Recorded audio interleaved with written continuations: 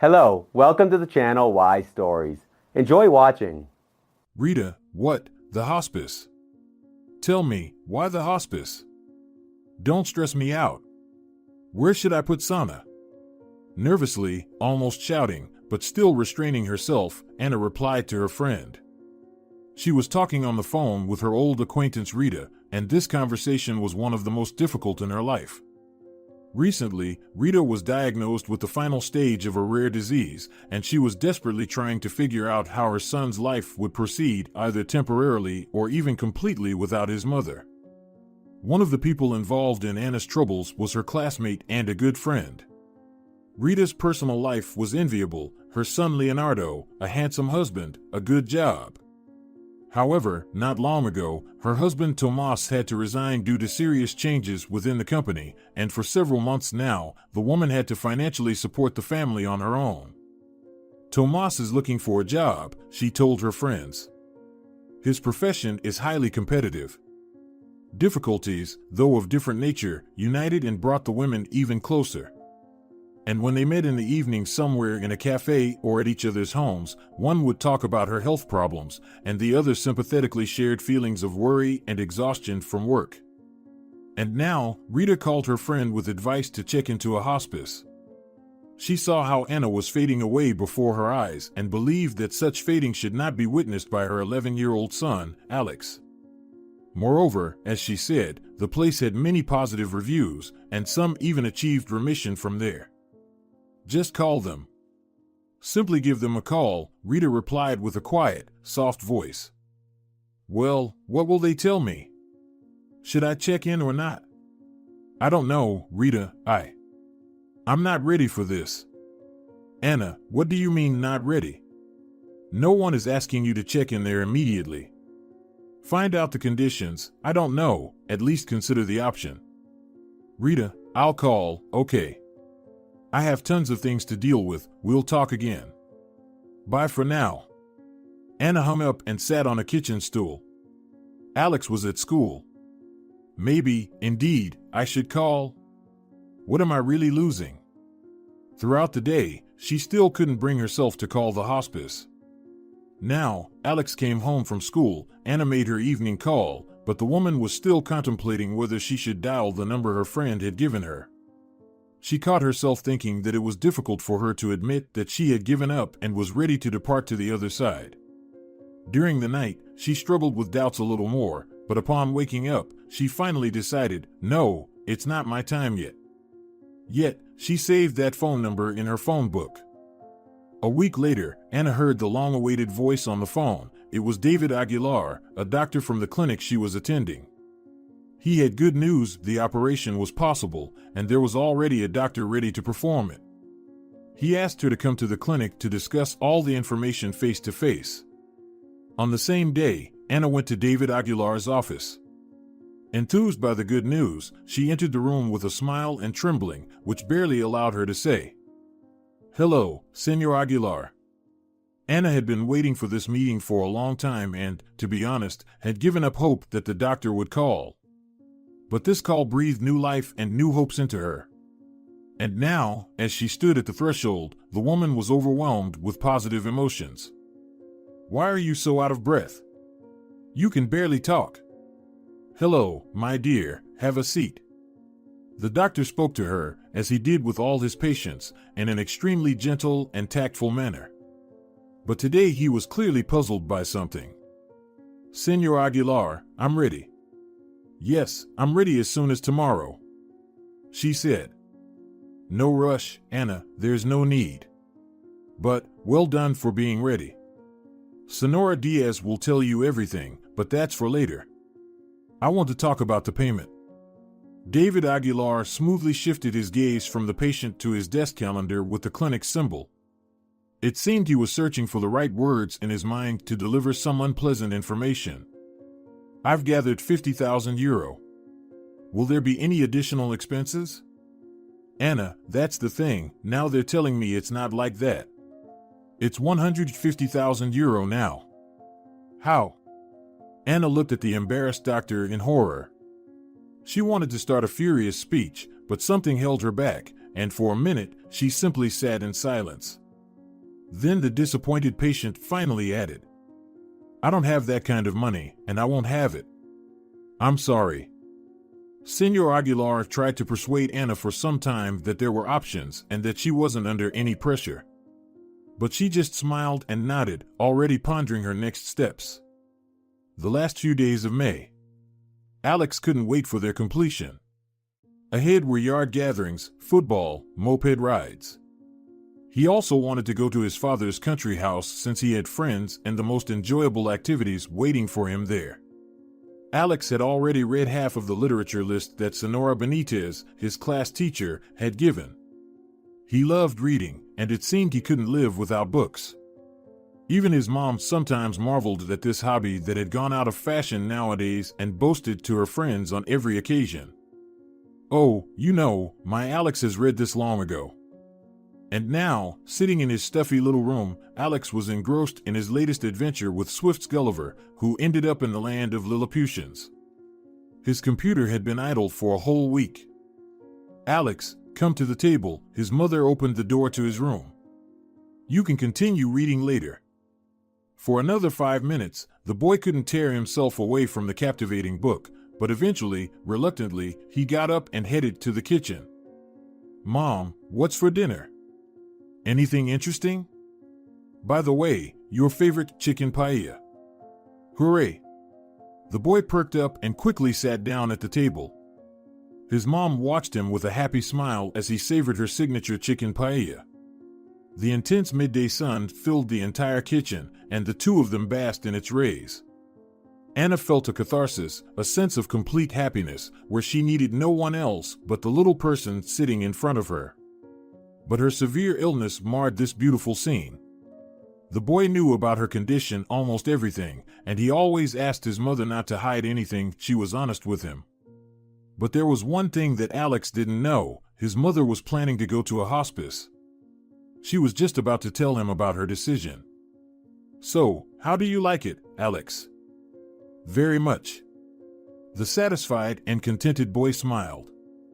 "Do you want some more?" "Yes, I'll help myself." Alex headed to the stove and added a bit more paella to his plate. In general, the boy tried to help his mother with household chores.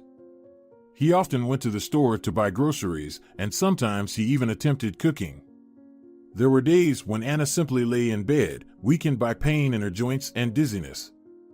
That's when her son took care of all the everyday tasks. Alex had long been accustomed to being a reliable support for his mother. "Alex, I need to talk to you," the mother said hesitantly. Alex immediately understood that it would be about her health, and his previously cheerful face darkened. "Sash," Anna continued, "I'm going to a hospice. It's necessary. At least for now." Alex didn't respond, abruptly getting up from the table. Within a second, he found himself in his room, and 5 minutes later, he was out on the street. "What's gotten into him?" Anna said aloud, left alone within the four walls. Sitting in the kitchen, she pressed her fists against her face and gazed absently at the floor. What was she supposed to do? That amount had been raised with so much effort and, most importantly, humiliations. She didn't want to humiliate herself even more by trying to gather the other thousands from people who were not wealthy at all. It wasn't easy for the woman to cook the delicious paella for her son. And she felt and understood that the ground was slowly slipping from under her feet. Soon, she would be extremely incapacitated. Did she want her son to witness that? On the other hand, she really didn't want to leave her son. Yes, she wasn't planning to leave him alone, but a trip to her mother's village, 500 kilometers away from home, wasn't the best option for the boy. Even though Anna's mother was still relatively young, she didn't want to burden her. Thoughts for and against the hospice were swirling chaotically in her head, and poor Anna couldn't find peace, but she had to make a decision. Did she just say, like, "I'm going to a hospice"? Alex and Victor were sitting on the benches of an open stadium, as usual, sharing their life stories. This time, Alex was talking more, which was unusual in their daily conversations. Vico silently listened to the boys' confessions and only occasionally interjected. "Wow, that's tough. Freaking insane. But in the middle of their conversation, something clicked in Victor's mind. He suddenly interrupted his friend. "Hey, wait a second. You know, you can sell those old books of yours for a good price. You mentioned it once, remember? Like, there's this Dutch book your grandpa gave you." "Oh, right. There's one and a couple more." Alex pondered. "What should I tell Grandpa?" "Haha, he probably forgot about it already." Victor burst into laughter. "Hey," a displeased man's voice came from a distance. "Go home. Everything's closed here." One of the stadium guards scolded them. The boys said goodbye, and Vico headed home, while Alex stood there for a couple more minutes before deciding to go home since his mother wasn't feeling well. For the rest of the evening and throughout the night, Alex couldn't fall asleep. He kept thinking about what to do with his books. It was already 3 a.m. when he quietly got out of bed, turned on the computer, and began searching for information on book sales. After about an hour of browsing the internet, he finally found an event where they would be selling antiques. The event was scheduled to take place in 3 days. Alex firmly decided, "I'll go and see what happens." The next morning, Alex was in a good and cheerful mood, and he infected his mother with his lifted spirits. The two of them sat peacefully in the kitchen, sipping coffee and eating pancakes. Grandma called, asking about your studies. And also, Aunt Rita called. Anna began the conversation with her son. "She calls quite often. Hasn't she annoyed you yet?" Alex grinned. Anna never understood why the Farrer family didn't particularly appeal to her son. He always reluctantly agreed to spend time with them and occasionally made sarcastic remarks about them. Aunt Rita, in particular, bothered him. Alex couldn't even explain why he felt repelled by them. "Alex, what are you saying?" "Rita helps me." "With her empty talk, maybe?" "Well, at least Dad sends us money." "That's what he should do, Alex, but yes, Dad is great. He wants you to buy yourself a new iPhone, the latest model. He says he'll decide when he sees your grades." "Oh, then I won't get an iPhone." Mother and son laughed. They spent another half an hour in the kitchen, periodically refilling their coffee cups and discussing everyday matters: school, basketball practice, internet bills, the new neighbor on the 5th floor. The long morning conversation was interrupted by a call on Anna's phone. "Son, go out and enjoy your weekend," she said. She saw Rita on the screen and knew another long and unpleasant conversation was waiting for her. Anna didn't want to involve Alex in this again. As always, Rita was interested in her friend's situation. She questioned her in detail about the conversation with Senor Aguilar and her decision to go to a hospice. Anna had shared about her job and another unsuccessful interview with Tomas, firmly believing that her husband was, as she often put it, a brilliant IT specialist. Finally, Rita got to the important topic she called for. "I want to ask about Alex. Have you decided where he'll stay while you're away?" "Alex will go to his grandmother. It's all been decided a long time ago," Anna shared. Rita paused briefly, seemingly contemplating her response, and then started. "And do you really think it's a good idea for him to be in the village? What are the conditions like there?" No, and you shouldn't send him there. I won't give him to my husband, that's out of the question. He has his own family, and Alex is not needed there. He pays the money, and that's it." "Ah, I see. And why are you so set on this? Maybe things will be better for you, and you're sending the boy off to live in the middle of nowhere." "It's not a village, Rita, it's a town-type settlement.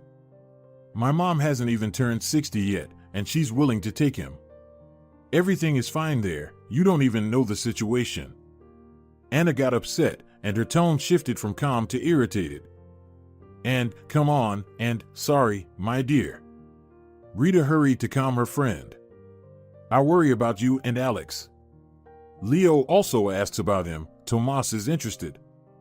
We're not strangers, you know." "I understand, Rita, thank you. We, as a family, thought about it, and so maybe Alex could stay with us for a while. It's not a problem for us. Rita, no, come on, what are you talking about? You have a big family.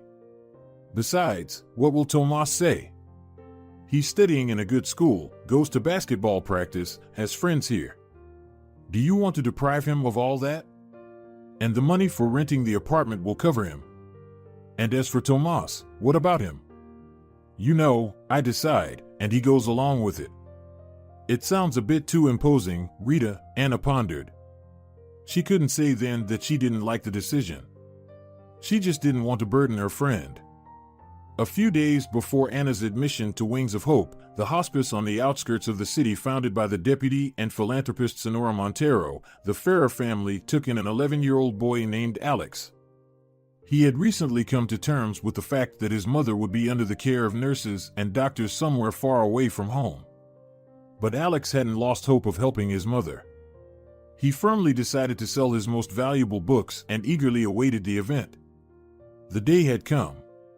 School was almost over, and with free time after classes and phone calls from his mother asking him to come home early, Alex had the liberty to wander around for as long as he pleased. Today, at 8 in the evening, he was supposed to head to the antique sale. To his surprise, Rita, who was usually overly concerned, didn't even flinch when he informed her of his plan just 5 minutes before leaving the house. She simply said, "We'll have dinner in an hour, but don't worry, I'll warm it up for you." The event was lively and bustling with many antique enthusiasts and sellers gathered there. They had a variety of items, including china from imperial times, musical instruments, and costume jewelry. There weren't many books, which was definitely advantageous for Alex. Visitors often approached him, but after asking a few questions, for some reason, they lost interest and moved on in search of the next curio. Alex was sadly waiting for anyone, who would show interest in his books. Meanwhile, the clock was approaching 10 in the evening, which meant that the event was coming to an end. Why did I listen to Victor? He said some nonsense. Who needs my books anyway? Alex thought dejectedly. He was looking at the covers of his books when suddenly he heard a voice nearby. Oh, what do I see? Vandel. The Golden Age of Dutch Literature. Alex looked up. Before him stood a middle-aged man of about 60, examining his books. His neatly combed gray hair swept back, slightly curled mustache, and blue eyes filled with some mysterious sadness revealed an extraordinary personality. His expensive stylish attire, a beige linen suit with cufflinks on his shirt, suggested that he was not a poor man. He leaned on a cane and seemed frail, but the zest for life hadn't left him. And now, he was very interested in the books and their young seller. Alex gathered his courage and asked, "Are you interested in something here? Honestly, young man? I might consider taking this Dutch companion. And for how much? How much do you want for it?" The man in beige chuckled good-naturedly. "I don't know." "Well, haven't you considered this question? You need to find out how much your goods can be worth before anything else." "Yeah, I didn't think about it." The boy was puzzled. "Yes, young man, I am not a bookseller, but this item here could be worth 10,000. The boy's spirits lifted momentarily, but the mention of 10,000 brought him back down to earth, and the man could see the disappointment in his face. "You know, young man, good money nowadays, I think. Don't you agree?" Alex sadly looked down at the floor and didn't respond. The man, from his experience, understood that the boy was in trouble and unintentionally offered, "Let's discuss your books, young man. You need to know the edition, publication year, all those things, otherwise, you might be deceived. I can give you a couple of valuable tips." "What's your name, young man?" "Alex." "I'm Salvador Hernandez. And I suggest we go to the coffee shop and discuss these important matters." "Oh, no, you know, I probably need to go home." Alex had often heard his mother talk about how dangerous unfamiliar adults could be. If it weren't for his current situation, he would have hurriedly left without saying a word to the man. "A taxi will take you home, don't worry. I'm not a bandit." The man's friendliness and persistence stunned the boy, and he reluctantly agreed to the man with the cane. They sat and discussed books over a cup of coffee. Don Hernandez gave Alex valuable information about buying and selling books.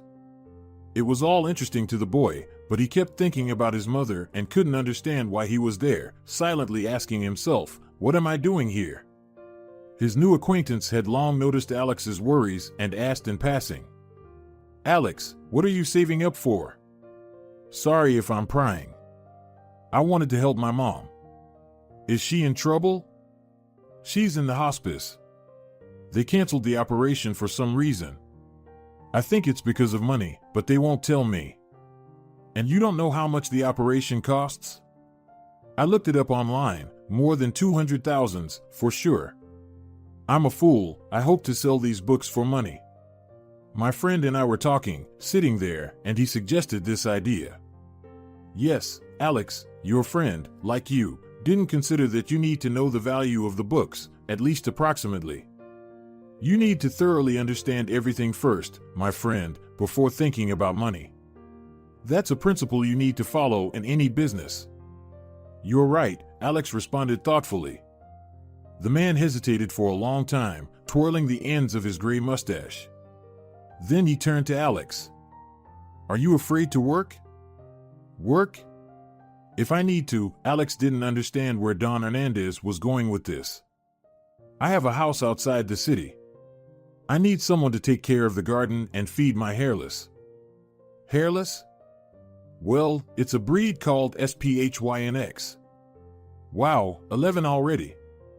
I'll order a taxi for you, and you can think about my offer. I'll pay generously."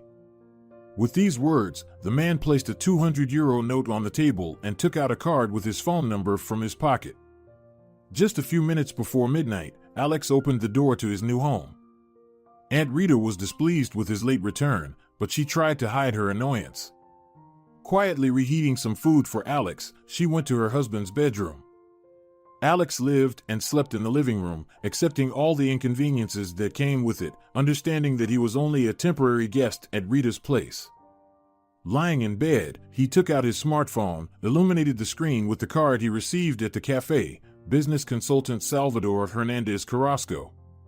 On the back, it said, "Founder of Pearl, Dream House, and Seventh Heaven." He couldn't sleep for a long time, pondering whether he should get involved with this mysterious man who showed interest in his plight. Saturday morning started in the Ferrer family with a delicious breakfast and casual conversation. Alex silently observed the happy interaction between mother, father, and son. Tomas was talking to his wife about an upcoming job interview, while Rita was caressing Leo's head and occasionally getting distracted from her husband's engaging story, urging her child. "Come on, Leo, eat some more." Alex felt a little sad watching this scene, which he believed would never be a part of his life. Furthermore, he felt like an outsider in this household. He noticed how Tomas, the head of the family, looked at him disapprovingly from time to time. Soon, father and Leo left for a football game, leaving Alex alone with Aunt Rita. She came to the living room, where Alex was lying on the couch, engrossed in his phone, and sat on the edge. She began the conversation. "You came home very late yesterday. My family had already gone to bed." "I'm sorry, Aunt Rita. I'll come back earlier next time," Alex replied apologetically. "In fact, Alex, you can leave if you want to. If you have friends or acquaintances, you don't have to stay overnight every time. You know, you're a grown-up young man now, almost 12 years old. You don't need to be with little Leo all the time. Just make sure to answer my calls so I know where you are and with whom. I worry, and so does your mom. But let's not tell your mom about our arrangement, okay? She wanted to have complete control, but I see that you're bored with us." "Okay, sure, we're agreed," the boy responded nonchalantly. He showed almost no concern or surprise and didn't take Rita's words as anything negative. On the contrary, he was relieved that he no longer had to be dependent on this unfamiliar company. In 2 weeks, Anna managed to settle in Wings of Hope and make new friends. She liked this place. There was a beautiful garden, many interesting activities, and places for solitude, which was especially pleasant for the sick. Her ex-husband, Anton, paid for Anna's stay in the hospice. Now, he was sending money to Alex through Rita. Despite the distance, Anna was grateful to him for all the help. After all, he once left her for his young secretary, breaking her heart, even though she loved him very much. But now, warm feelings for him were returning to her. And though her health was failing, she felt harmony in her soul. Only worry for her son did not let her breathe freely. Lately, when he visited her, Alex seemed closed and hiding something. The only person who could dispel all these doubts for Anna was her friend Rita, who took the boy under her wing. One beautiful summer morning, Rita called her. "Rita, hi. How's everything over there?" "Anna, sunshine, hi, dear. Everything is great with us. It's all super. Alex is very happy here with us. Anna, tell me about yourself. What's it like in the new place?" "Rita, well, we need to know all about Alex first. What's he doing? Is he hanging out with his friends until late?" "Anna, your Alex is wonderful. You can ask him about everything yourself." "I can. But you're a woman, a mother. You know these men, you have to pull everything out of them." Her friend said softly. "Anna, everything is fine with him. Did his father send you money on the iPhone?" "Yes, Anna, he did. But we decided with Alex to wait for the new one to come out. It's about to be released. Are you okay with that?" Anna agreed and chatted with her friend for a few more minutes, telling her about her new concerns. After hanging up, she still felt uneasy.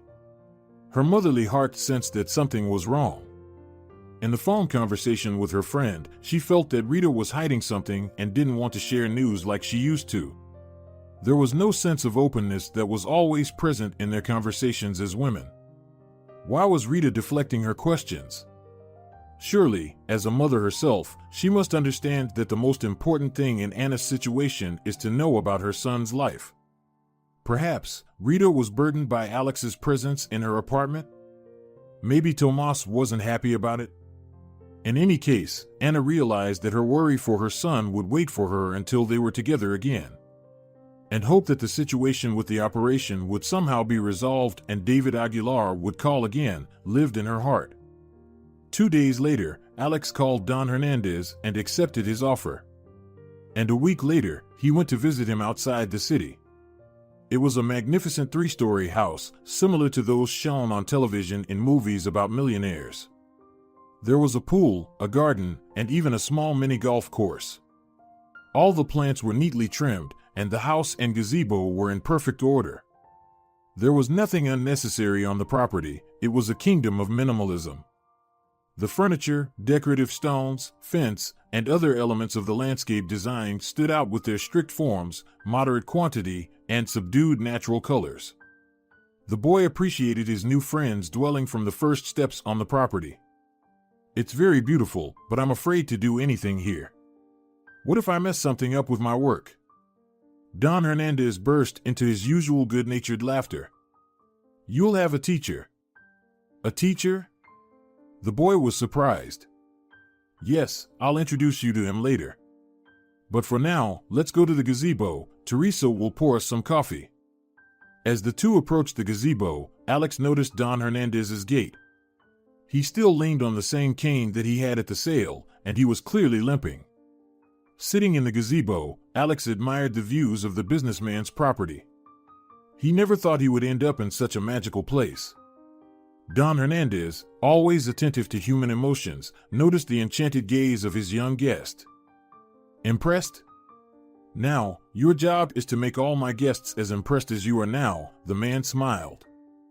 "It's a big responsibility," Alex pondered. "Of course, Alex, responsibility. And find one activity in this world where there's no responsibility needed. We're responsible for everything and everyone." The man paused and sadly surveyed his landscapes. "So, don't be afraid to take responsibility for my trees, shrubs, flowers. If I appointed you to this task, it means I believe in you, you understand. Just like in business." "I understand," the boy replied, not taking his eyes off the beauty of the property. "But, Well, Alex, don't worry, Uncle Luca will help you with everything. Who is Uncle Luca? I'll introduce you, the man said contentedly, taking a sip of slightly cooled strong tea. That same evening, Alex met the gardener, Luca, who immediately briefed him on what needed to be trimmed, where to pull out weeds, how to clean the pools, and how to care for the flowers. He led the boy around the huge property and quickly jumped from one topic to another. So much so that at the end of the conversation, Alex wondered if he could remember it all. And most importantly, whether he could do it exactly as the gardener told him. Definitely, the end of the day was full of impressions for the boy. He learned how to prune trees and shrubs, discovered new types of plants, tended to the lawn. And most importantly, Alex received his first ever salary, a whole €500. Now he calculated in his mind how much he could earn in a month. At the end of the day, Salvador Hernandez shared business wisdom with Alex, explaining how he could earn a percentage of the money earned. The boy was delighted with such a useful and pleasant acquaintance, but still couldn't understand why someone as wealthy as Salvador needed the help of an ordinary 11-year-old boy, especially with personal problems. Impressed by the extraordinary day, Alex completely forgot about the agreement with Aunt Rita. She had asked him not to come home late, and his smartphone clock already showed 10 p.m. He was riding in a business-class taxi, looking at the still not dark June sky. Alex realized that he would soon have to face another conversation with the displeased friend of his mother. The boy tried to enter the corridor very carefully. He quietly turned on the light and began to take off his shoes. The apartment was dark. Apparently, all the family members were asleep. Alex headed to the living room. He was about to undress and go to bed when Tomas, the head of the family, came out of the bedroom. The robust, slightly balding man, almost 2 meters tall, with a stern face, was wearing a robe. He looked at Alex with undisguised disdain and said sternly, "Boy, what did Aunt Rita tell you? Not to come here late. Don't you have anywhere else to spend the night?" Frightened, Alex wanted to respond to the man, but only Rita, who had just woken up, hurried out of the bedroom. Tomas, what's gotten into you?" The woman patted her husband on the shoulder. "Alex, everything's fine, don't worry." "Tomas, what's gotten into you, really?" "I wouldn't have gotten up if it weren't for him," the man replied gloomily. "I'm going to have some water." He approached the kitchen table, poured himself some water from the filter jug, took a couple of sips, and stared at the boy with a dissatisfied look, wanting to continue his speech. "Tomas, go to bed," Rita said in an almost commanding, yet still gentle tone. The man obeyed and left. Rita looked perplexedly at the boy. "Alex, he's going through a hard time, you understand?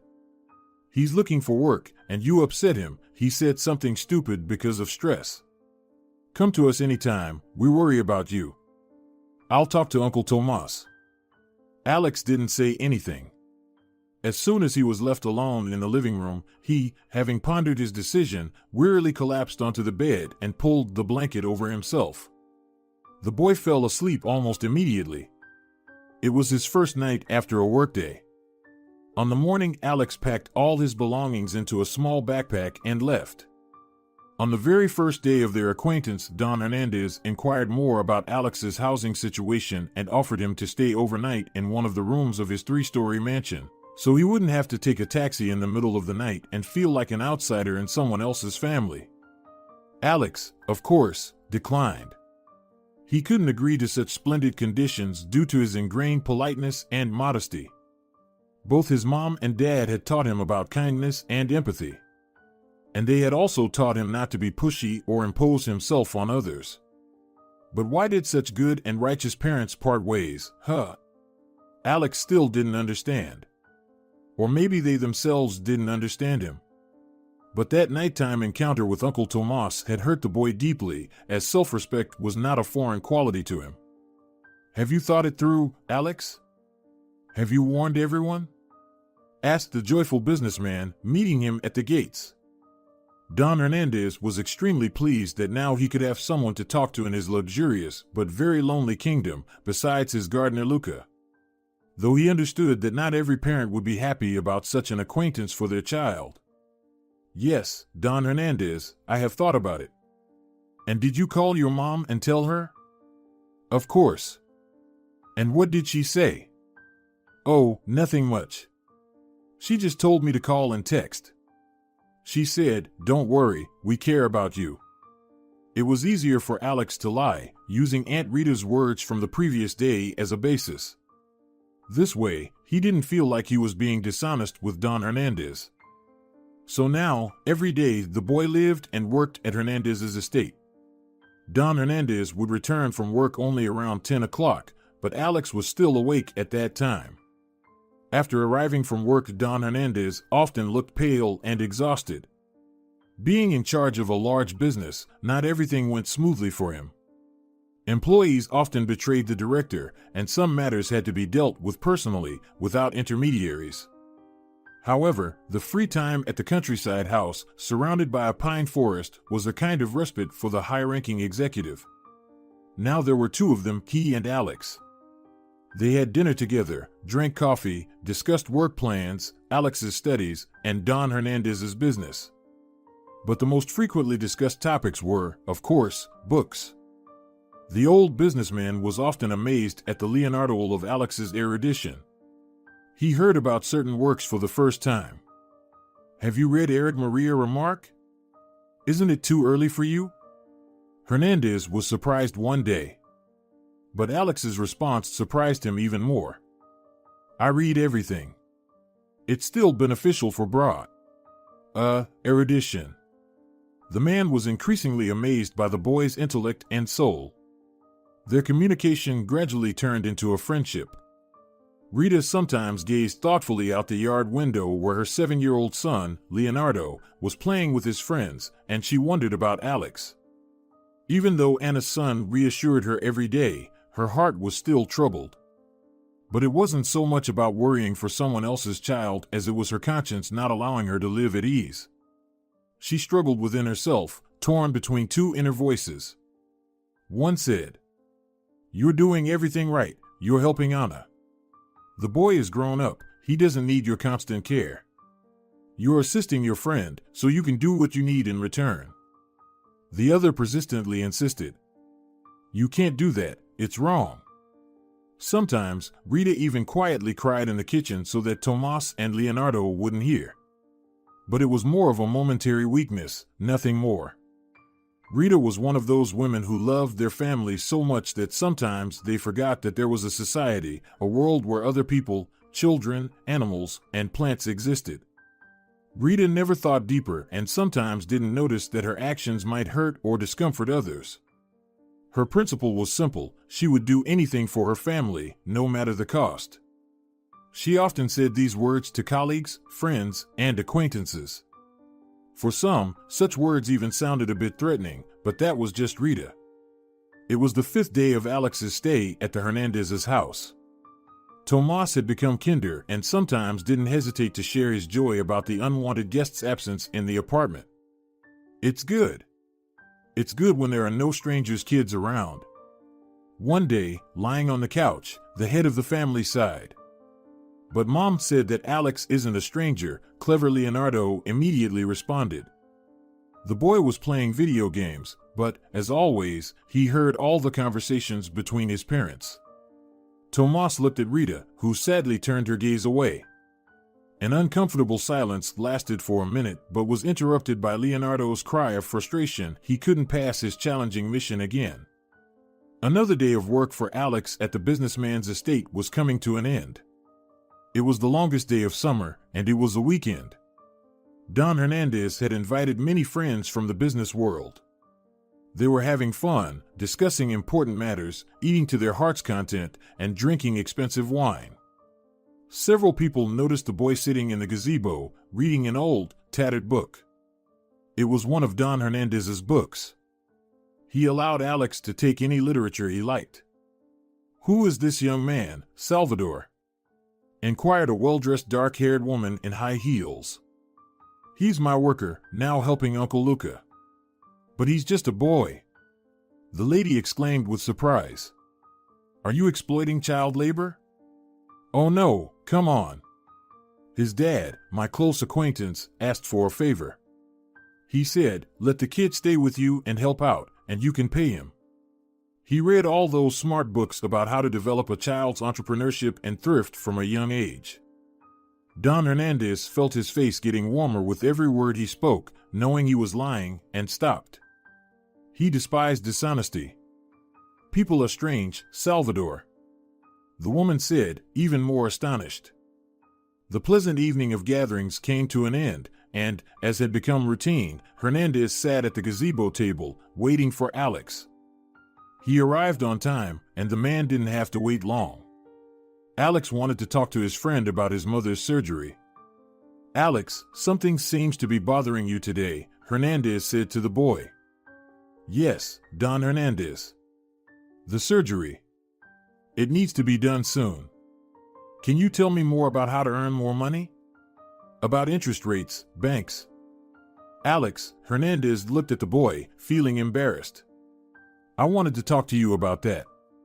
You see, hold on to your money for now. Think about what you'd like to buy yourself. What do you mean? Alex looked directly into Don Hernandez's eyes with confusion. Why am I doing all this? I thought you knew and understood. Yes, I know, Alex, I know. Your mother had the surgery yesterday, everything went well, but she's still weak, of course.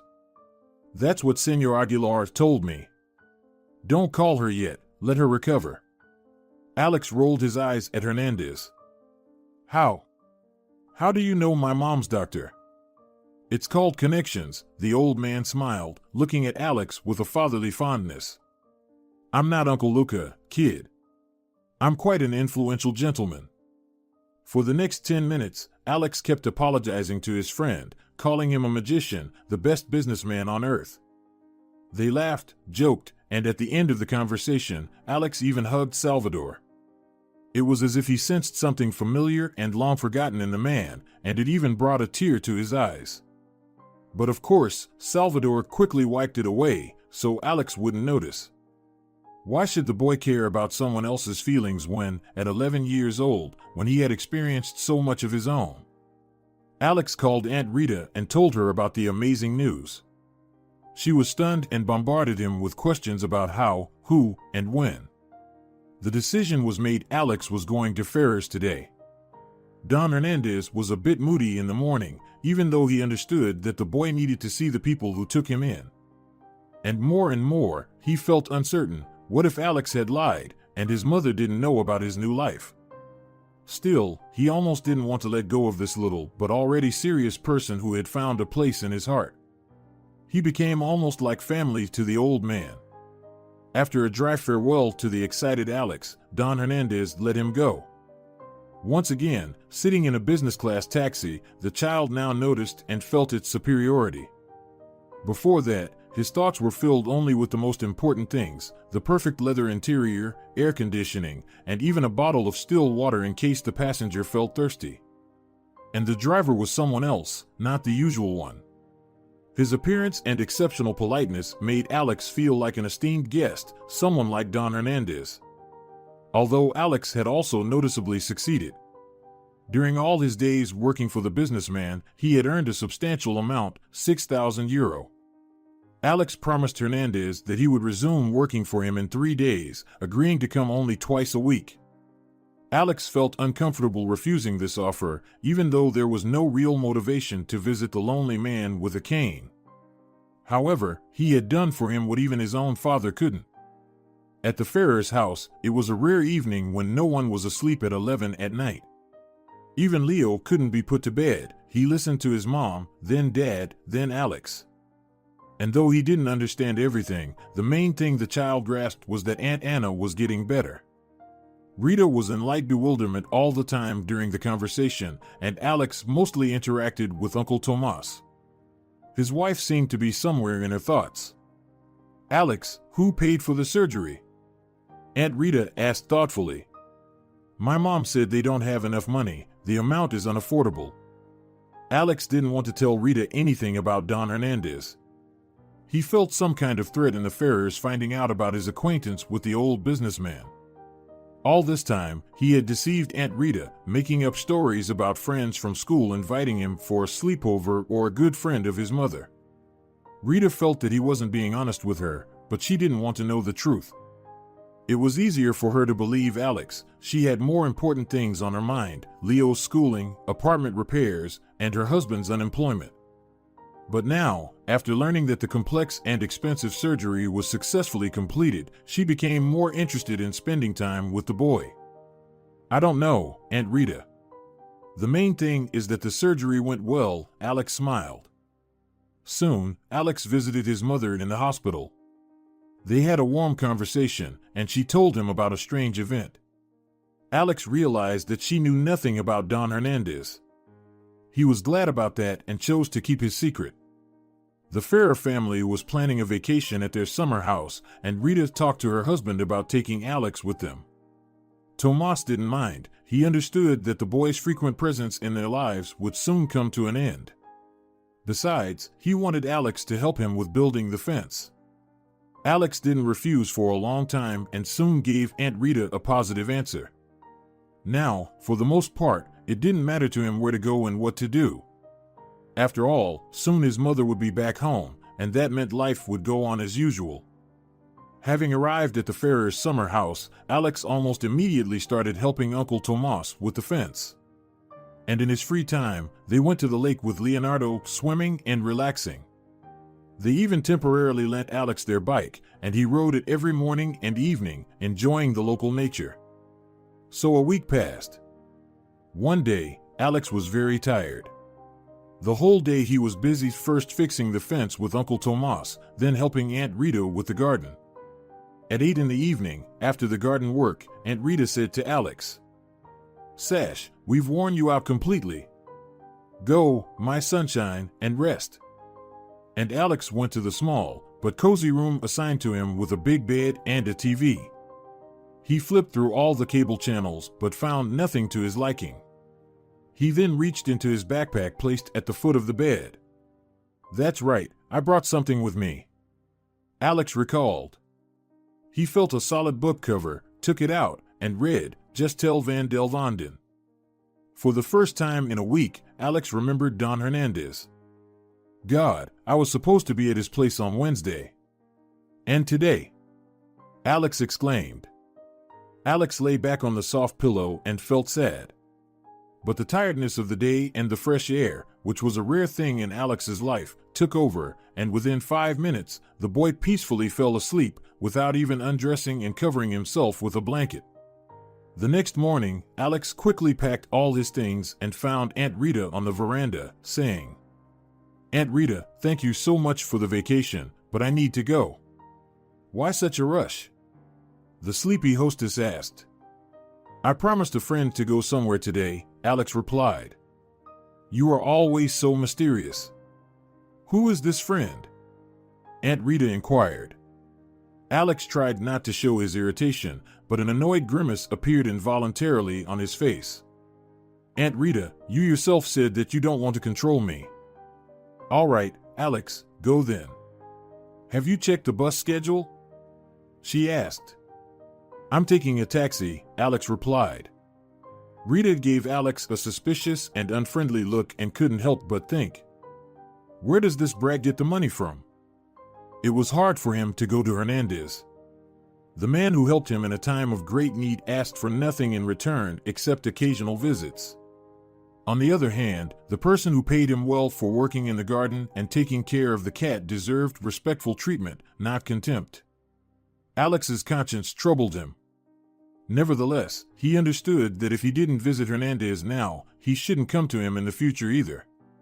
Sitting at the public transport stop and observing the bustling people, he tried to make the right decision, reviewing all the events and circumstances that happened to him in the past month. Heavy rain was pouring down, and it was overcast and damp. The situation was not conducive to a trip out of town, especially since the boy had soaked through all his clothes and his summer sneakers. Nevertheless, Alex made up his mind. He called a taxi and headed to Don Hernandez's country estate. He warmed up in the car's cabin, trying to find the right words. It was so difficult to find them. Even his well-read nature couldn't help express what he had in his heart so that his friend would understand. He reassured himself that he simply wanted to talk and apologize. He convinced himself that his experienced and wise friend would understand everything anyway. Alex didn't plan to stay overnight. He had the keys to the Ferrers' apartment. Uncle Luca opened the gate, holding an umbrella. The incessant downpour had left large puddles on the estate, and the two squeezed under the same umbrella as they made their way to the mansion's porch, hopping over waterlogged areas. Don Hernandez hasn't come home from work yet. He'll be back in about 2 hours.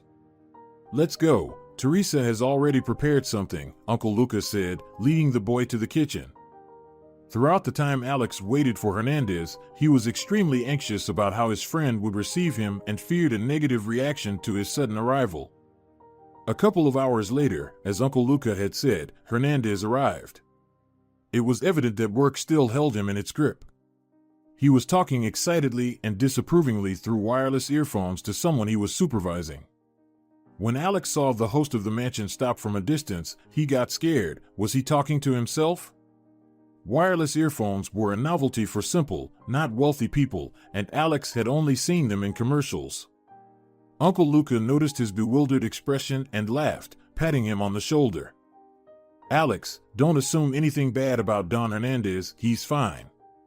He's using wireless communication, he explained. Don Hernandez finished his unpleasant business call and approached the porch, saying, "Oh, who do we have here?" "Well, hello, Alex."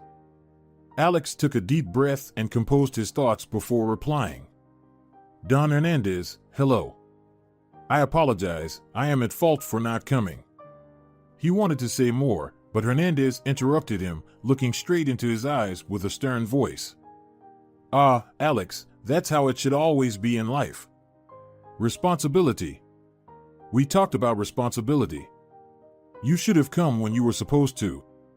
What are you doing here now? Go home, Alex, there's nothing for you to do here." Hernandez retreated into the house, and Alex, raising his eyebrows in confusion, stood on the porch and seemed on the verge of tears. To comfort him, the gardener Luca, who had overheard the conversation from nearby, hurriedly said, "Don't be upset, Alex. Have a seat."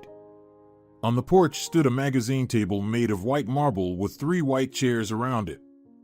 Uncle Luca and Alex sat on the chairs, and the gardener continued, "Alex, I can see that you're worried.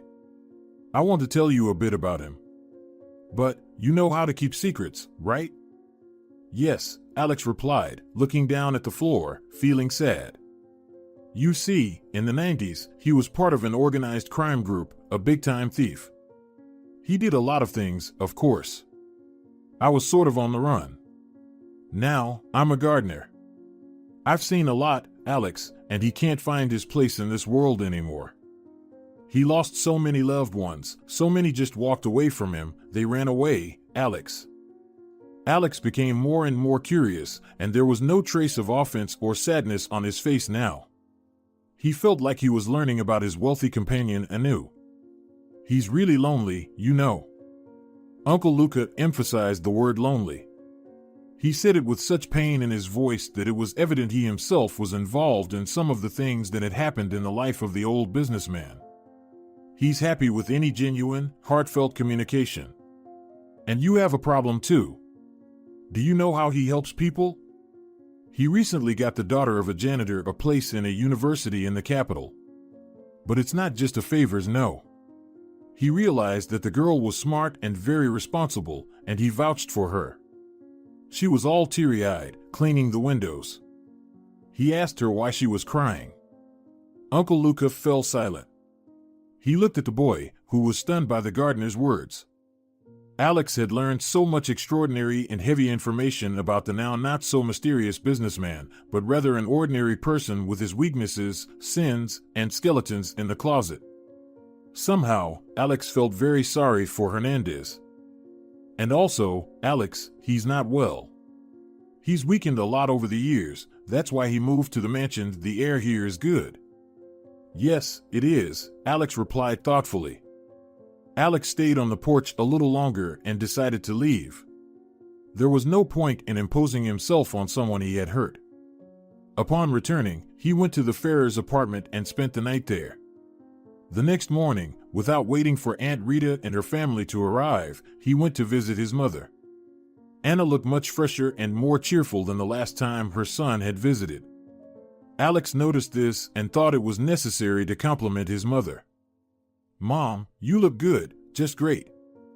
"Alex, I'm not very pleased with you. You look so worn out and pensive," Anna replied, not very happy. "No, everything's fine. Come clean with me. How are you with Aunt Rita and Uncle Tomas? I'm lying here, not knowing anything about you. Aunt Rita and Uncle Tomas helped us a lot, Mom. Do you suspect them of something?" Anna didn't want to talk about her anxious thoughts that constantly haunted her during her son's absence. She decided, why would I pour all this out to Alex? No. Stay silent, Calvo. So, how about that new iPhone? Is it out yet? She asked, trying to change the subject. Alex looked questioningly at his mom. What do you mean? Well, Aunt Rita told me that you're waiting for a new iPhone. Yes, right. I want a new iPhone, last one is not so handy. Yes, we're waiting for it. 11-year-old Alex Ortega was clever. It wasn't in vain that he often read books, preferring them to shooters and aimless scrolling through social media.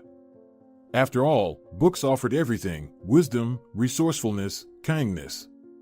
A reading child goes through so many adventures and can even make new friends and acquaintances, much more charismatic and interesting than those at school or in the yard. From Don Quixote, he learned the art of dreaming, and from Dubrovsky, he learned courage and pride. Fearless, cunning D'Artagnan, diligent and persistent Martin Eden, all these characters made Alex who he was now. And now, he realized that there was no need to cause a rift between his mom and Aunt Rita because everything bad was already in the past. Alex had noticed that his life with the Ferrers brought not only inconvenience but also benefits. Rita saw that the child wasn't particularly demanding and sometimes used the money meant for him. Well, Alex, it's understandable. I'll recover and get a good position in an office. Dennis Nikolaevich called me, he was interested. Mom, just don't rush. Aunt Rita said the same. First, you should rest well. Anna shared with her son that her discharge was expected in a week. This news was the most pleasant in a long time. Alex returned to the Ferrers, and Aunt Rita continued to look at him with disapproval, suppressing her unhealthy curiosity and irritation towards the boy. She wanted to know the truth at all costs: where Alex went, who gave him money, what he was up to. Various thoughts crossed her mind. The next day, Alex left again. Rita came home from work early.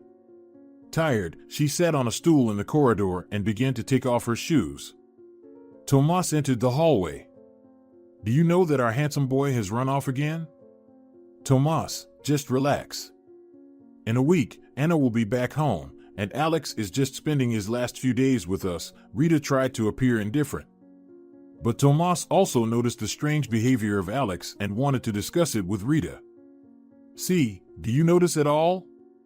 Do you see him riding in a taxi? And where did you let the kid go, do you even know?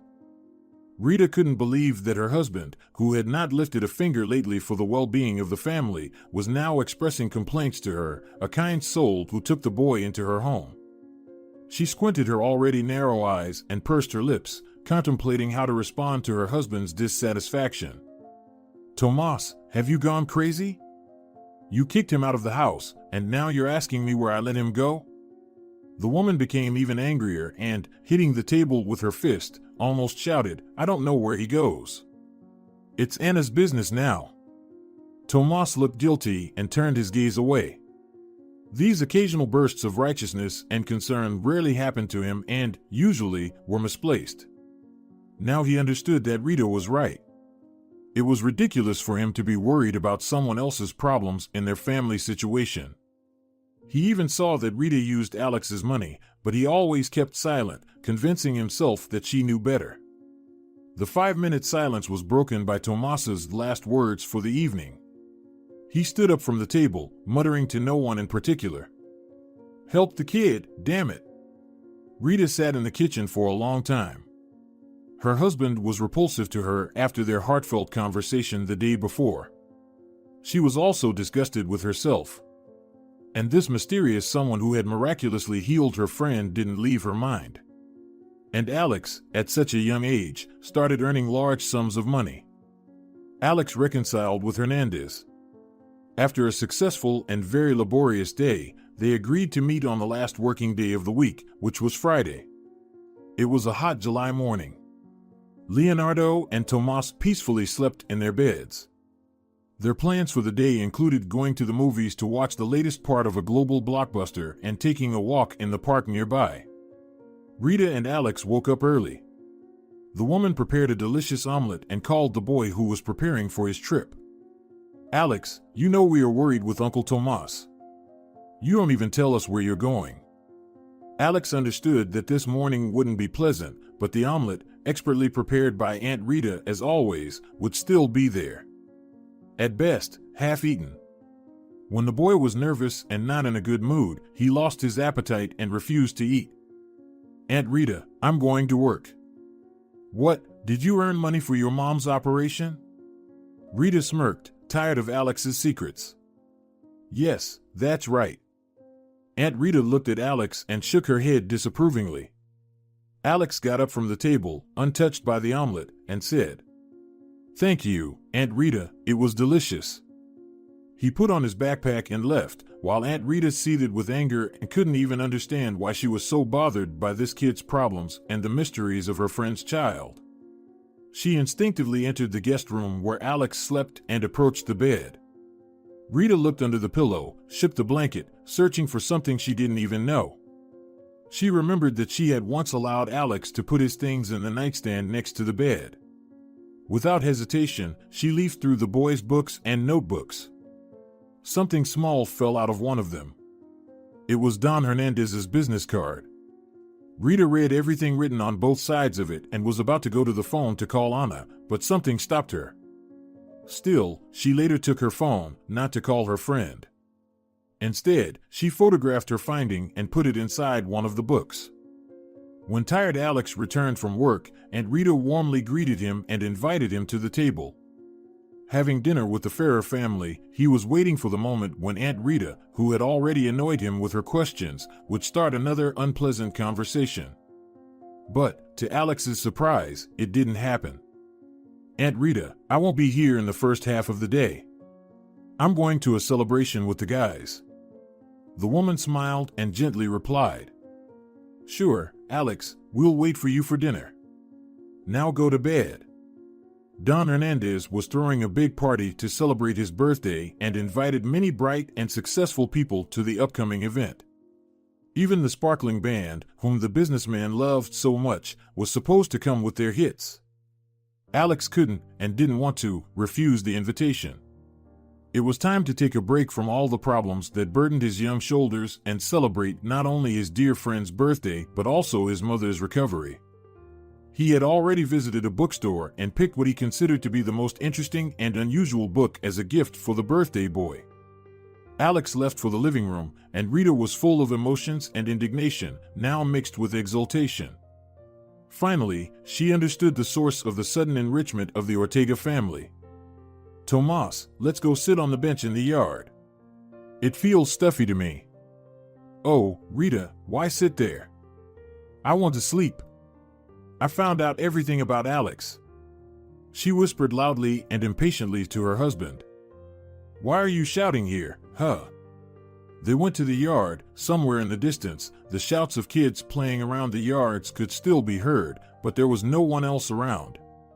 Rita told her husband about the business card. Well, what do you say about this? See, I knew it. My fears were confirmed. I told you, Rita, I told you that the boy got into trouble. Did you call SAnna? No, why bother her right now? Tomas pondered, and Rita looked at his puzzled eyes, expecting some kind of answer from him. It seemed like her husband was thinking about something, but he didn't dare to voice his thoughts yet.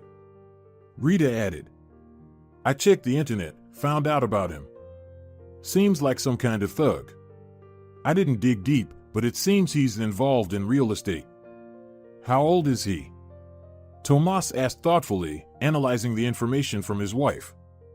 About 60, I think. It's terrible, terrible, Tomas. Look what Anna got us into. Well, Tomas calmly said, calm down. He lit a cigarette. How can I not be upset? She'll be back soon, and she'll find out about this jerk. Can you imagine what will happen to us? Tomas was hardly listening to his wife's nervous rambling and only occasionally asked clarifying questions. Is Anna getting discharged on Monday? Yes, Tomas, on Monday. And so? Well, we'll set up the old man. I don't understand. What's not to understand? Do you have a phone? Yes. You'll call and introduce yourself as the mother. Like this, you say, I'll report to the police, I'll expose you in the media. These entrepreneurs are afraid of getting dirty in any scandal. We'll tell them not to bother Alex anymore. And then? Then Anna will come, and that's it. And that's it. And that's it. The boy won't understand why his old man abandoned him. And he'll forget about it later. Well, and the man paused and looked at his wife, then continued, we should make some money off this. Tomas. Rita said in a hushed voice.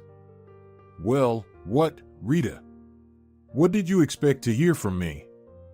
Just be more natural, so he believes that you are his mother, not some Aunt Rita. The conversation between the spouses on the bench in the yard was over. Rita indeed expected such a decision, and of course, she wanted it to be a joint one. She couldn't voice such an outrageous idea herself, so she used Tomas's blunt approach, as he, just like her, if not more, loved to get easy money. They were known among acquaintances as freeloaders. Lying in bed, already accustomed to her husband's snoring and as a result, late falling asleep, Rita, as usual, thought about the events of the past day. She felt guilty, thinking to herself, how did we come to this with Tomas? Rita reassured herself that the decision hadn't been made yet, and no matter what her husband said, she was still in charge in this house. The morning has a wiser view of the evening. With such thoughts, the woman slowly fell asleep. Alex entered the bookstore, forgetting about the most important thing. What kind of gift is it without wrapping, huh? He wanted his friend to see his attitude first and foremost. Although the resentments were behind them, Alex still felt uneasy about the recklessness he had shown to Don Hernandez in the past. He wanted to completely redeem himself in his friend's eyes, and while carefully selecting gift wrapping for the book, he lost track of time. However, it was time to call a taxi now. Anna lay in the hospital bed. Sometimes doctors came in to check on her condition, but it happened less and less often. It was clear she was almost recovered. The 2 weekends before her discharge were just a formality. After the surgery Anna had undergone, she was supposed to stay under medical supervision for 2 weeks. Besides, she was strongly drawn back home to Alex. The worry about her son hadn't left her, on the contrary, it was intensified after their last conversation. Although she had promised the Ferrers the day before that she would be discharged by Monday, she was on the verge of packing all her things and requesting an early discharge. You can't deceive a mother's heart. It senses a child's joys and troubles, feels the unspoken words on the child's lips. Anna raised herself from the bed, got up, and started tidying up the bed. She packed her things into a large sports bag and went to the hospital administration. It was just past 7 in the evening when Rita was lucky to come home early again. She sat in the armchair, planning to call the businessman. Someone rang the doorbell. Tomas and Leonardo were home. Rita wasn't expecting anyone else. For some reason, this ring startled her, and she felt that something was amiss. Approaching the door and peering through the peephole, Rita was horrified to see her friend Anna, whom she didn't expect to see today. For a moment, Rita stood frozen in front of the door, considering the words she would have to say, explaining Alex's absence. But Anna's second ring brought her back to reality. Rita opened the door. Anna, my dear, how glad I am to see you. Weren't you feeling well in the hospital after all? Rita feigned enthusiasm and led her friend into the hallway. They exchanged kisses and went to the kitchen. Come on, let's have some coffee together. I still have some cake from yesterday, Rita said, trying to mask her growing concern about Alex's absence in the living room. Anna asked, worried about Alex's absence. Rita, where's Alex?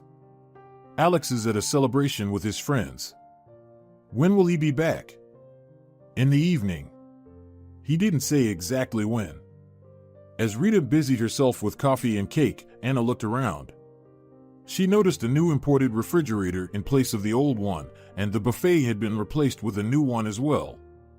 She had never seen a coffee machine at her friend's before. I see you've made some changes to the kitchen, Anna remarked. Are you talking about the new wallpaper? It's just a small thing, Rita replied. Anna looked at the wallpaper. They were indeed new.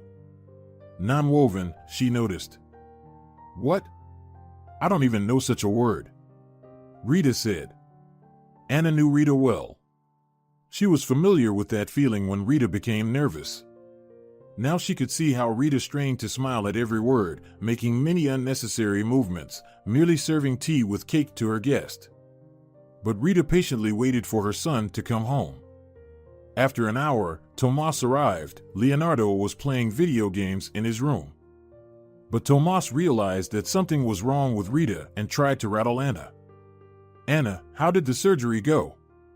Tell me all the details. The clock hands were approaching 10 in the evening. Anna couldn't bear it any longer and turned to the couple. Where's my son? Anna, what's wrong with you? He'll be back soon. Anna took out her mobile and dialed her son's number. She heard only beeps in response. After 5 minutes, she tried again, but just like the first time, there was no answer. At the birthday party of Salvador Hernandez Carrasco, a well-known and very successful person who had helped numerous aspiring entrepreneurs, it was very noisy. Many people in the business sphere knew him. Although his past was tainted with many unpleasant stories, in recent years Hernandez had become known as one of the most significant benefactors among businessmen. On one side, loud dynamic music played, on the other, the bright, unending laughter of guests was heard, and on the third side, fireworks were being launched in honor of Hernandez's birthday. Alex had no escape from this lively atmosphere of the wealthy life. Although he preferred comfort and quiet and would have chosen reading books over such a lively pastime on a regular day, tonight he was in a particularly festive mood. He had no intention of isolating himself. However, it was uncomfortable at times when guests asked him, "Who are you, young man?" He got used to answering such questions with, "I'm the son of Don Hernandez's colleague." That's how they had agreed with Hernandez. All the worried calls from his mother were successfully missed by the young man. If only he knew what consequences his carelessness could lead to. Yes, Alex could be careless at times. He was, in general, a romantic soul, imagining plots of his favorite books while sitting in class during a boring lesson. Tonight's event also inspired him in its own way. It was reminiscent of a scene from one of the books he had read. Everything he saw around him resembled the description of the party from The Great Gatsby written by F. Scott Fitzgerald. Alex observed the unusual guests, admired their outfits, and listened to their conversations, so different from his own life, but that made it even more intriguing for him. The table was filled with a variety of dishes, some of which Alex had never tasted before. Now he had the opportunity to try something other than the infamous dumplings and his mom's meatballs with pasta. "There you are, Alex," Don Hernandez called out to the boy. "Your gift was very impressive. I wanted to talk to you. Come, let's find a quieter place." Salvador, come here quickly. Amalia has arrived." The man visibly brightened up. Smiling, he said to Alex, "We'll talk later." Then he hurried towards the crowd of guests standing by the gates, leaving the boy alone again. Meanwhile, a real scandal erupted in the Ferrers' apartment. Anna nervously paced back and forth in the living room, demanding some kind of coherent answer from her husband and wife. "Where's my son? Where should I go? You're all lying." Anna looked accusingly at Tomas, who guiltily stared at the floor. Rita made one last attempt to calm her friend down. "Anna, calm down, he should be here any minute now. It's 11 o'clock.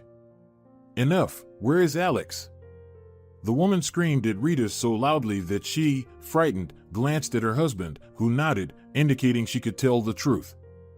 "Anna, don't be angry. I only found out the truth today accidentally.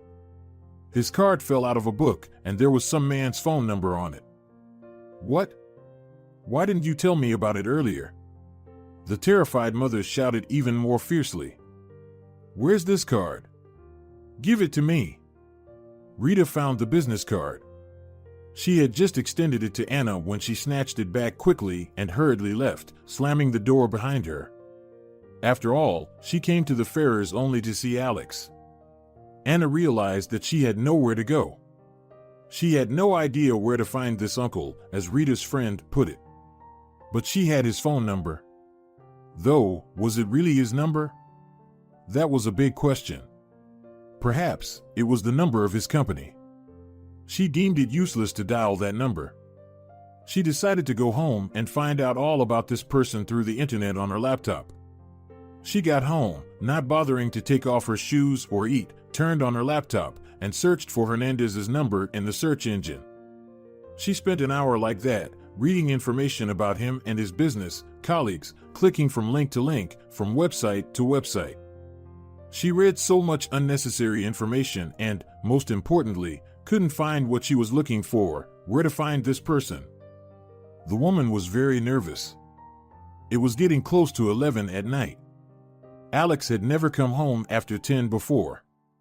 Desperate, she considered calling the police, but then she stumbled upon one of the conversations in a social network. People were discussing the businessman.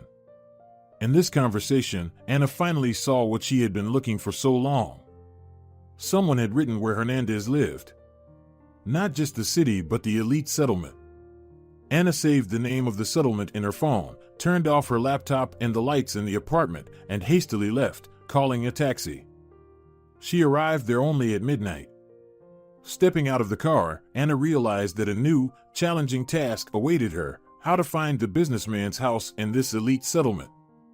It was 12 at night, and the party showed no signs of stopping. Even at such a late hour, expensive foreign cars were still arriving with distinguished guests, and the band Sparkling was performing their romantic songs on stage. There was a lot of joy that night. Perhaps only the neighbors were dissatisfied as the festive noise kept them from sleeping peacefully.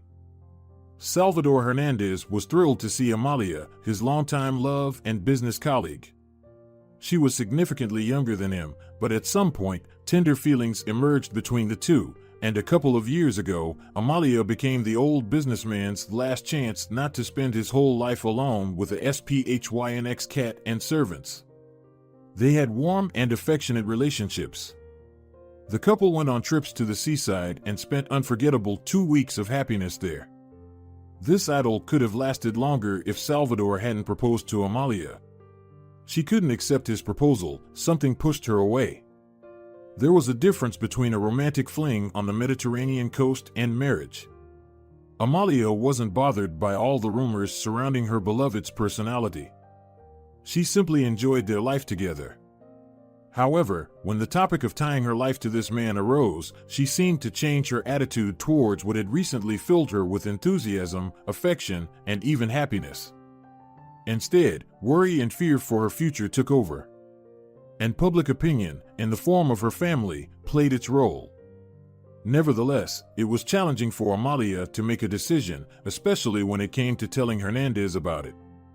Since she rejected the enamored businessman, he had put an end to his love affairs once and for all and firmly decided, "I don't need anyone." Alex and a few other guests stood at the billiard table, taking turns trying to pocket the last 3 balls. The birthday celebrant approached the players. "Alex, can I talk to you? We still haven't had a chance to chat." "Sure, Don Hernandez, of course." Alex and Hernandez headed towards the porch, where it was a little quieter. There, Salvador had a serious conversation with his friend. Alex, I wanted to say something. You see, probably, I'm not in the best of health. You look great. Oh, thank you, my friend, but I'm sick. I'm very, very sick. Very? Yes, it's like you're singing. You probably don't know, but it surprised me. But I prefer prose. So, how about your health? I need a completely different environment. In general, Alex, I'm leaving soon. Where to? Maybe to Paris. I don't know yet. Alex felt sad. He got used to communicating with Don Hernandez, and the news of his imminent departure noticeably saddened the boy. Hernandez looked at the pensive Alex and tried to cheer him up. Well, don't worry, Alex. I'll invite you and your mom to visit me. The boy considered Hernandez's words a temporary way of consolation. He silently smiled and returned to the billiard table. Don Hernandez lit a cigarette. Meanwhile, the distressed mother tried to find out where the businessman lived. She was walking along the roads of the settlement already in the dark, unable to collect her thoughts. What should she do? She had done everything to find her son, and he was somewhere close by. But she couldn't possibly knock on every house in the settlement. Besides, the people living here were wealthy, which could lead to certain problems. Yes, and overall, under stress, the thought that Hernandez might be somewhere else was spinning more and more in her head. And who said that this business card had anything to do with Alex's disappearance? Ahead, Anna saw an elderly man with a dog coming towards her. He was chatting with his pet and seemed friendly and amiable to her. She greeted him. Good evening. Good evening, Sonora. How can I help you? Yes, I really need to know where businessman Hernandez lives. Please, help me, Anna pleaded to the stranger. The elderly man smiled. What, our virtuous yard made a mess of something. My son is at his place. What? Well, actually, the man fell silent. What? Do you know something about him? Actually, miss, it looks like our Hernandez. Always helping everyone, he's our man. Anyway, I see you're not in the mood for chit-chat. Do you hear the noises? What noises? Celebrations. Go to them. Another 100 meters down this road, then turn left. Anna switched from walking to running, not even having a chance to thank the man with the dog. She wanted to see and take Alex away from this unfamiliar place as soon as possible. Finally, she reached the cherished gates. They were the only thing separating mother and child. Anna buzzed the intercom, but there was no answer. She made a second attempt, and someone finally responded. Sonora, the owner is not expecting anyone else. I came for my son. For whom? What? I can't hear anything. Go home. My son, my Alex, he's there. I'm his mother. Stop shouting, calm down, and go home. Are you drunk or something? But I will call the police. There was no response. Anna looked at her smartphone screen, 1:20 a.m. Maybe she should call the police after all? Alex was so engrossed in the late-night entertainment with interesting adults that he hadn't checked his phone for 3 hours. How could he bury his face in such a small screen when there was such a grand performance all around? Nevertheless, the boy remembered that Aunt Rita could have called or texted. Or maybe even his mom. Alex looked at his phone screen and was astonished. His mother had called him 15 times in those 3 hours. He felt scared and strange. Since his mother was hospitalized, they hadn't spoken since after 9 p.m.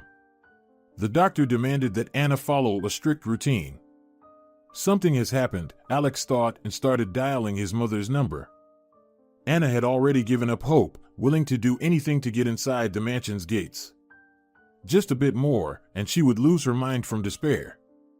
But someone called. It was her son. With trembling hands, she pressed the answer button. Alex. Alex, where are you? Where are they keeping you? Alex? She couldn't make out a word, no matter how hard Alex tried to shout through the various sounds of celebration. It only seemed to Anna that she heard her son's voice, but she wasn't sure. Alex understood it was futile. He hung up and began typing a message to his mother. Suddenly, his phone screen went blank.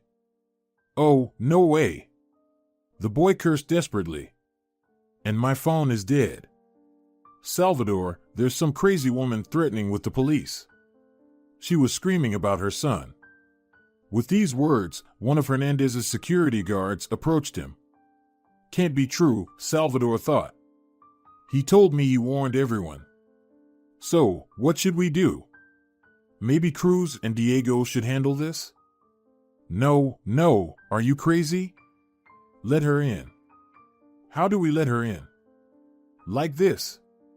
Salvador shouted at his bewildered guard. The man, confused, went to open the gates.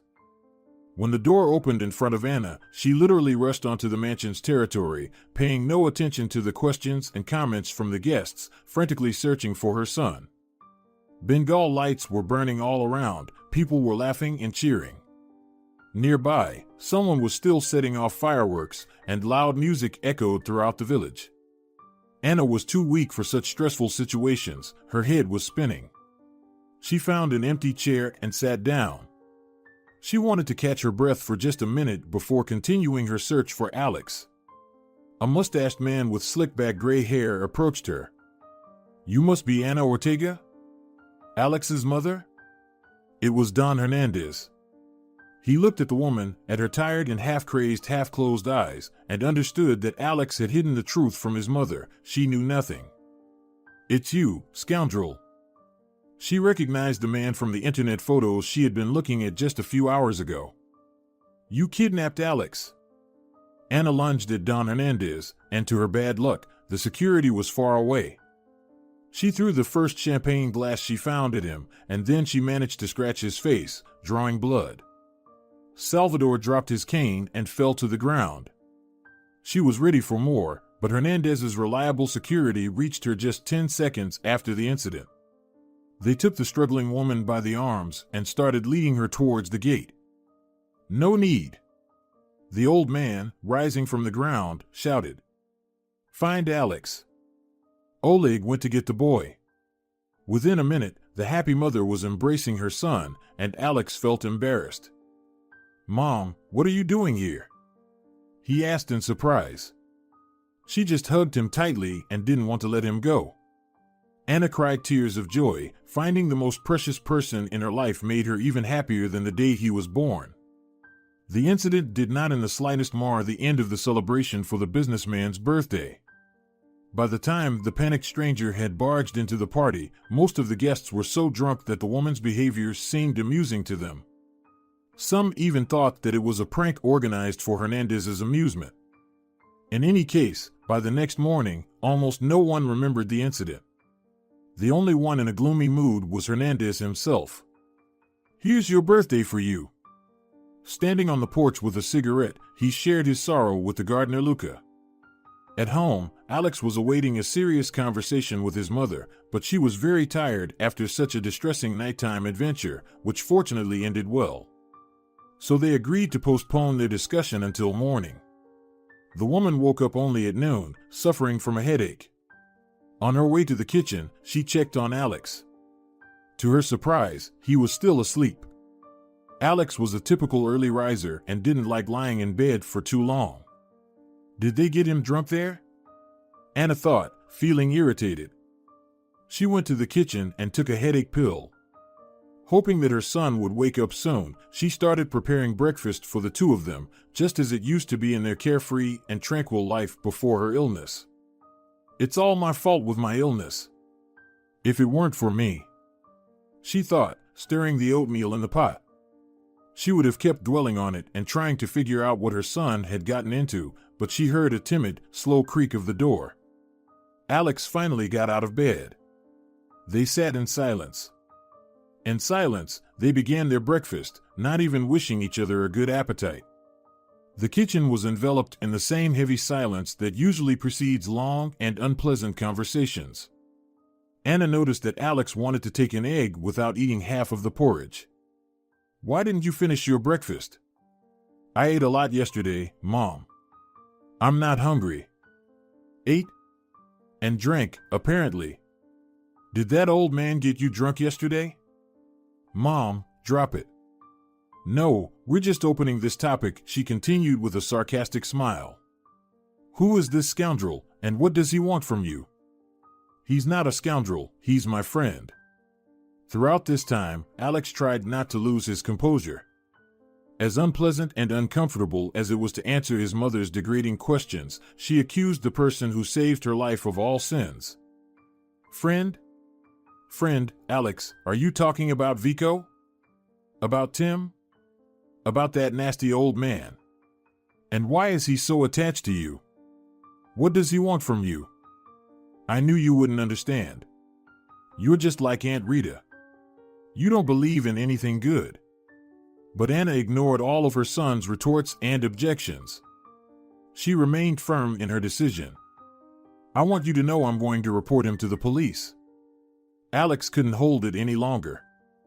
Getting up from the table, he hit the table with his fist. "He saved your life." The boy put on his shoes in the hallway and was about to leave without a word, but on the previous night, when they were returning home in a taxi, he saw her tired, exhausted eyes. Now he realized that she was still weak, and it was not worth upsetting her. He coldly said to her before leaving, "I'm not going to Don Hernandez's, don't worry. I'm going for a walk with Vico, I'll be back later. I feel disgusted being here." Anna sat in the kitchen. The news she heard from her son didn't really please her. On the contrary, her negative attitude towards the old businessman only grew stronger in her mind.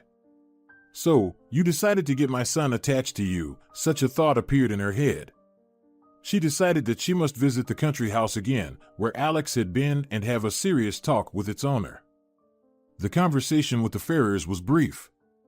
She went to their house in the evening and found only her former friend, Rita, looking depressed. "So, that's what you were fussing about near the hospice? Trying to improve your family's financial situation, huh?" Anna looked at her former friend with disdainful contempt. "Anna, what are you saying? You know, I talked to Alex, got the truth out of him. He told me that you never kept him. I think he still hasn't told me everything. Anna, let's sit down, I'll pour some coffee. You'll calm down." "No, Rita, we won't have coffee now. We'll never have it again. Forget about our home and my number."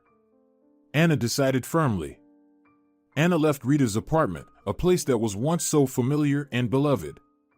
For many years, she had sought comfort and understanding here, finding it in the company of her old friend. How many tears had she shed here? How much of her soul had she poured out? Now, she felt sad to permanently close this door. A few days later, Alex shocked his mother with another intention to go to Don Hernandez. There was a huge scandal in the family, and no matter what the boy tried to say in defense of his friend, Anna, as always, ignored his words, unwilling to see any positive side of this strange friendship. Nevertheless, Alex packed his backpack and left. "Mom, I'm begging you, don't go there. I'll be back soon, I need to apologize." Anna was in slight confusion. He's going to apologize for me to that old monster? How is this possible? Her desire to visit Hernandez only grew stronger after the day of the argument with her son. 2 whole weeks had passed since Alex's last visit to Don Hernandez. Life for the Ortega family returned to its usual routine. After many years, the father visited his wife and son. The 3 of them decided not to stay at home in the hot sunny weather and went to the amusement park. They had a lot of laughter and fun that day. People passing by wouldn't believe that the husband and wife were divorced, they looked so harmonious together. The former complete family briefly became one again. No one was resentful anymore, each got what they wanted. Alex was pleased to see his parents together, even though he understood that such a beautiful atmosphere was created by his parents, primarily for him. Anna had almost forgotten about her son's suspicious acquaintance with the businessman with a dark past. Of course, she no longer intended to go to him with threats. She was now preoccupied with important matters. She was looking for a decent job for herself. Almost every day, Anna went to interviews, sent emails to companies, and made phone calls. Meanwhile, Alex played with his friends in the yard, read his favorite books, and occasionally sat at the computer, playing an online game with Vico and Tim. Yet, this day had come. Alex was once again planning to visit Don Hernandez. In his heart, he hoped that his mother had cooled off about his trips out of town. Yes, and furthermore, he understood that this would be his last trip to the settlement. Anna let Alex go, but on the same day, she decided to go to the countryside to see Hernandez. She entered her son's room, sat on his bed. There was a new book with a beautiful hardcover on the nightstand. It was Three Men in a Boat, to say nothing of the Dog, by Jerome K. Jerome. Although she wasn't as much of a reader as Alex, she knew about this work. Anna opened the book. The title page was filled with writing in black gel pen. She read, "Throw away this junk, old man. Let your lifeboat be light.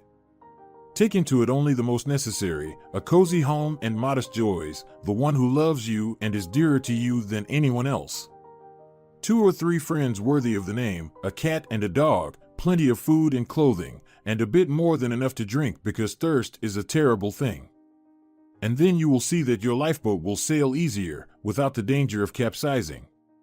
And if it does capsize, it's not a big deal. A simple, solid cargo won't be afraid of the water. You will have enough time for contemplation, for work, and to enjoy the sunny light of life and to listen, holding your breath, to the music that the divine breeze extracts from the strings of the human heart. My dear friend Alex, do you remember I asked you if you had read this wonderful work? I know that you haven't.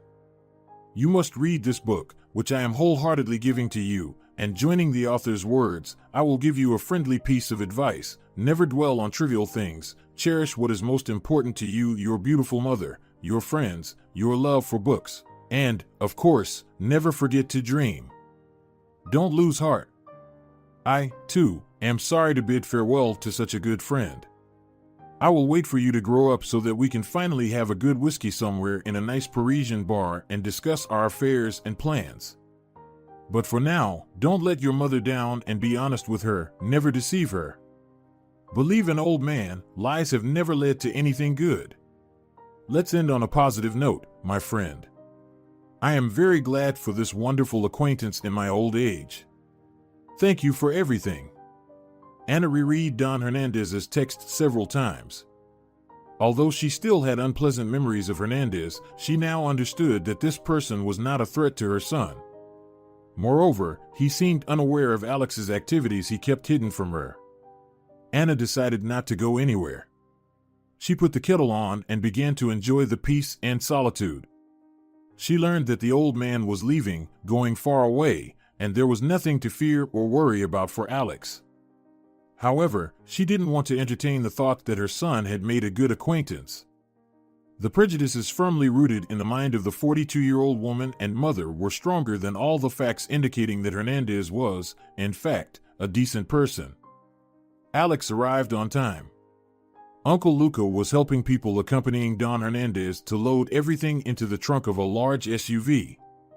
Hernandez himself was sitting on the porch, smoking a cigar. An open book about event management lay on the coffee table, next to a glass of red wine. He decided to mark his departure to France in such a modest way, which was not unfamiliar to him. From a distance, he saw the familiar boy. "Well, hello. You came to see me off after all?" Hernandez addressed him with the same friendly smile as during their first meeting. "Good day, Don Hernandez. Of course, I came. How could it be otherwise? I wanted to see you off on a good path." The end of August pleased with warm sunlight. Leaves had already turned yellow in some places, and the air was filled with the scent of apples and the dampness of rains. This weather brought joy to the man, yet at the same time, he felt melancholy. Autumn is coming. Everything around seemed to say. Summer had passed, along with the interesting meetings with Alex and evenings with Uncle Luca over wine. Now everything would be different. Far from the three-story mansion that had become so familiar to him with its view of the coniferous forest. Ah, Alex, loneliness is painful. It feels like I've been lonely all my life. I've chopped so much wood in my life, and now I'm alone. And what am I doing now? I'm going abroad. But why? Perhaps for your well-being? Alex said uncertainly. No, not for my well-being. That's already almost gone. I lived in the capital at first, then decided to move to the countryside. I've been here for 3 years and realized that I'm not doing well. Not doing well? Yes, this time I decided to go far away. But you know, Hernandez made a short pause and looked up at the clear blue August sky. You can't run away from yourself. Do you need to? The boy asked. Hernandez sadly smiled and looked into Alex's eyes. Kid, you're so clever, huh? At your age. Of course, you don't need to run away. But you, right me? You. The boy saw that Don Hernandez grew even sadder. Stay. Stay in any way, don't disappear. When Alex left for the gate, Don Hernandez watched him until he disappeared among the autumn trees. I used to be just like Alex once. I loved life so much and walked through it with a smile and positivity. I believed in the best, dreamed of great things. What happens to all of us? And why? It seemed strange to Hernandez, but in the boy, he saw, quite literally, himself.